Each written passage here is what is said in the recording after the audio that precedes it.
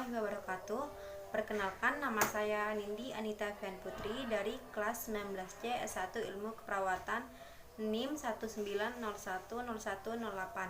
Di sini saya akan melakukan pemeriksaan payudara sendiri atau sadari. Sebelumnya kita harus tahu apakah sadari itu. Sadari adalah payudara yang sehat, ada dalam berbagai macam bentuk, ukuran, dan tekstur.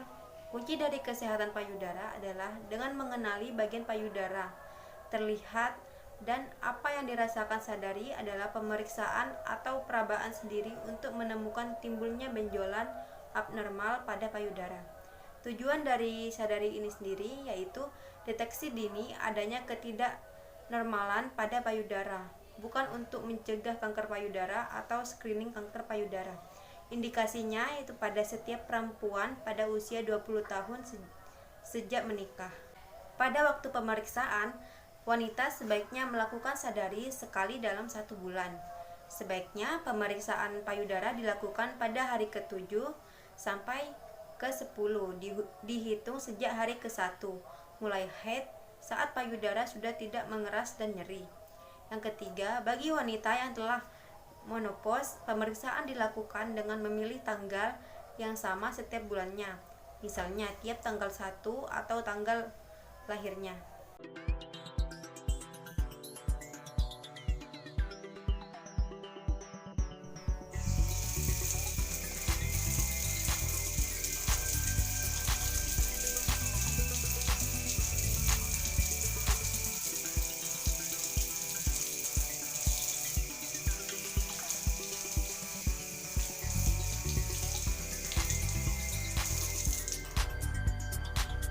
Setelah melakukan tindakan cuci tangan, yaitu menyiapkan alat seperti cermin dan baby oil. Pertama, berdirilah di depan cermin dengan kedua tangan di sisi tubuh. Kemudian, bukalah pakaian. Pada pemeriksaan sadari ini sendiri dibagi menjadi 2, yaitu pemeriksaan inspeksi dan pemeriksaan palpasi. Pada pemeriksaan inspeksi, lihat apakah ada perubahan pada payudara seperti ukuran, bentuk, warna kulit, atau jika ada kerutan, lekukan seperti lesung pipi pada kulit. Kemudian lihat puting susu dan perhatikan ukuran dan bentuknya serta arah jatuhnya, misalnya apakah kedua payudara menggantung secara seimbang atau tidak. Periksa juga apakah terdapat ruam atau nyeri pada kulit dan apakah keluar cairan pada puting. Kemudian mengangkat kedua tangan ke atas kepala, kemudian lihat apakah pada payudara kanan dan kiri menggantung sama atau tidak. Setelah itu kita letakkan kedua tangan di pinggang, kemudian tekan untuk mengencangkan otot pada dada, dan periksa ukuran, bentuknya simetri atau tidak, lekukan puting atau kulit payudara dan lihat apakah ada kelainan. Kemudian setelah itu membungkukkan badannya ke depan seperti ini. Kemudian lihat apakah payudara menggantung sama atau tidak. Yang kedua yaitu pemeriksaan palpasi. Pada pemeriksaan ini bisa dilakukan secara berdiri atau berbaring.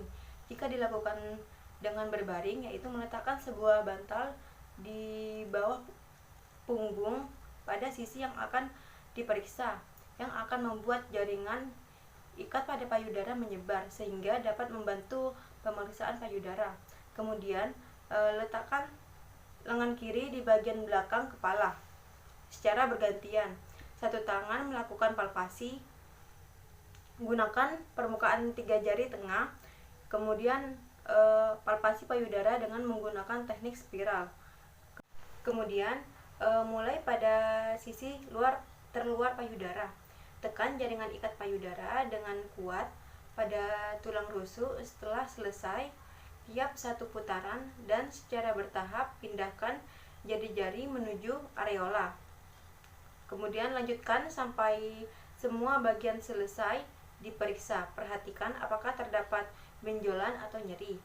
Kemudian dengan menggunakan ibu jari dan jari telunjuk, tekan puting payudara dengan lembut lihat apakah keluar cairan bening atau keruh, berdarah atau tidak, dan jika ada keraguan misalnya terdapat apakah ada benjolan atau tidak, ulangi langkah-langkah tersebut. Kemudian ibu duduk dengan kedua lengan di sisi badannya. Untuk mempalpasi bagian pangkal payudara, mintalah ibu duduk dan mengangkat lengan kirinya setinggi bahu. Bila perlu, minta ibu meletakkan tangannya di bahu, kemudian tekan sisi luar dari otot untuk memeriksa apakah terdapat pembesaran kelenjar getah bening atau kekenyalan. Kemudian ulangi langkah tersebut di payudara sebelah kanan. Kemudian setelah melakukan kedua pemeriksaan tersebut, kita melakukan dokumentasi. Pertama, catat temuannya seperti bentuk, terdapat perbedaan payudara antara payudara sebelah kiri dan payudara sebelah kanan. Kemudian pada kulit, apakah halus, berkerut atau berlesung atau terdapat ruam, dan cairannya apakah cairan abnormal seperti warna, apakah warnanya bening atau keruh, kemudian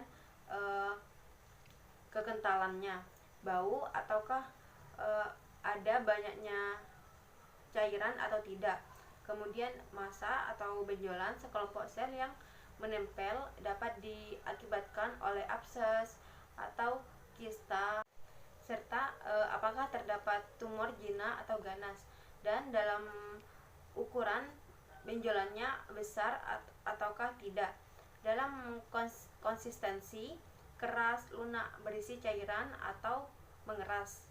Terima kasih. Itulah beberapa cara pemeriksaan sadari. Sekian dari saya. Apabila ada salah kata, mohon maaf.